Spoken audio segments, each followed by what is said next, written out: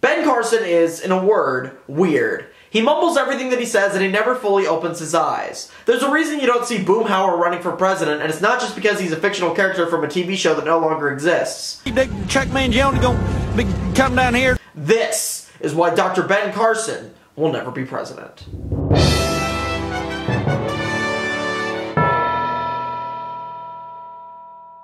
Howdy gang, if the question describing Donald Trump's campaign is what, and the question describing Jim Gilmore's campaign is who, then the question for Dr. Ben Carson is definitely how.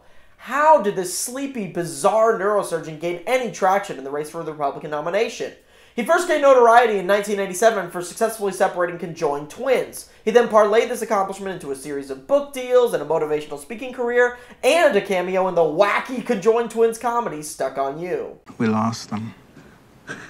Dr. Carson, good news. We found Bob and Walt.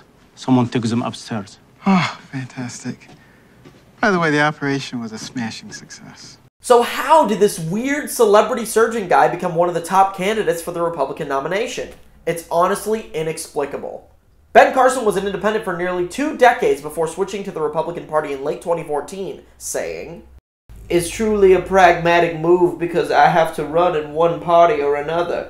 I clearly would not be welcome in the Democratic Party, so that only leaves one party." So there you have it. A man that Republicans are currently considering choosing to represent their party in 2016, A, only joined the party so that he could run for president, and B, did so by process of elimination. So, again, the question is asked, how did this man come into conversation as a potential candidate in the first place? American people. Many of them are stupid. Well, as it turns out, Dr. Ben Carson rose to prominence after giving the keynote speech at the 2013 National Prayer Breakfast in Washington, D.C. Each year, the President of the United States speaks, and so does a keynote speaker whose identity is kept secret until the morning of the breakfast, probably because no one would show up if they knew they would have to stay awake during a morning speech by Ben Carson. Point is, he caught the attention of conservatives after criticizing Barack Obama right in front of his face. Let's see how sick those burns were. I see the fairest individual in the universe, God, and he's given us a system. It's called tithe. Now, we don't necessarily have to do it 10%, but it's principle. Oh, okay. So Ben Carson's epic speech that destroyed Obama and turned him into a conservative darling is an awkward description of a tax plan vaguely inspired by Jesus. Also, this all feels somewhat familiar. An African-American Republican with no political experience outlining a flat tax plan inspired by an unconventional source in anticipation of a run for president. Throw out the current tax code and pass the 9% business flat tax, the 9% personal income tax, and the 9% national sales tax. So Ben Carson's tax plan is just Herman Cain's 999 plan adjusted for inflation and invoking Jesus instead of pizza. I suppose that's an improvement, although I don't think we have the separation of hut and state, to be fair. Anyway, Ben Carson has single-handedly destroyed the phrase, "it's not brain surgery" to describe something being difficult. Now it's up there with, "it's not like being CEO of Godfather's Pizza," or "it's not like modeling for smarmy, unlikable Pinhead magazine." It doesn't say much anymore. Furthermore, for someone who can barely string together a sentence, Ben Carson has been particularly vocal about all kinds of crazy issues, leading Republican voters to say to themselves, you know, maybe it's not the best idea to elect a sleepy, mumbling neuroevangelist as our next nominee. In any case, if I tried to list every single weird quote that Ben Carson has said in this video, it would be longer than the actual Ben Carson biopic starring Cuba Gooding Jr. that exists. Academy Award winner Cuba Gooding Jr. and Kimberly Elise. Gifted Hands, the Ben Carson story. So instead, here are the top 5 craziest Ben Carson quotes. Number 5. You think being gay is a choice? Absolutely. Why do you say that? Because a lot of people who go into prison straight, and when they come out, they're gay.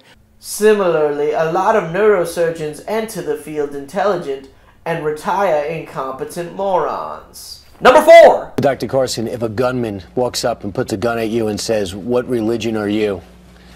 that is the ultimate test of your faith. I'm glad you asked that question, because not only would I probably not cooperate with them, I would not just stand there and let him shoot me. I would say, "Hey guys, everybody attack him. He may shoot me, but he can't get us all."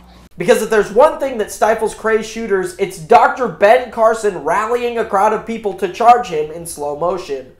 Wait, gather round, everyone. I have a plan. Is there a doctor in the house? Oh wait, that's me. Huh, huh, huh. Number 3. So do you believe that Islam is consistent with the Constitution? No, I don't. I do not. I would not advocate that we put a Muslim in charge of this nation. I absolutely would not agree with that. Tell you what, Ben Carson, if you read the Quran and find a single passage that says anything that remotely endorses terrorism, I'll read all 10 of your books and attempt to find a passage that makes me inclined to vote for you. I think both of us are going to have an equally difficult time.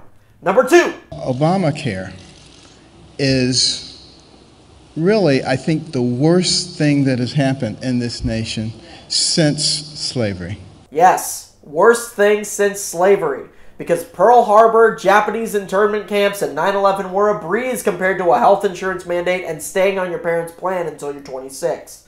And now, the number 1 craziest comment by Ben Carson is... we live in a Gestapo age. People don't realize it. If Donald Trump is the real-life manifestation of an internet commenter, then Ben Carson is the real-life manifestation of an uncanny valley alien attempting to imitate an internet commenter. This has been the top 5 craziest Ben Carson quotes. And I haven't even talked about some of the other highly controversial comments that Ben Carson has made, like claiming that the pyramids were used by Moses to store grain. Everything I've covered here is just the tip of the iceberg, or as Ben Carson would call it, the tip of Moses' freezer. It's time for Ben Carson to perform one last great feat and separate himself from his campaign. This has been why Ben Carson will never be president. His favorite day of the week is Tuesday. He is the least interesting man in the world. I don't always need to fall asleep, but when I do, I prefer to watch one of John Kasich's speeches. Stay irrelevant, my friends.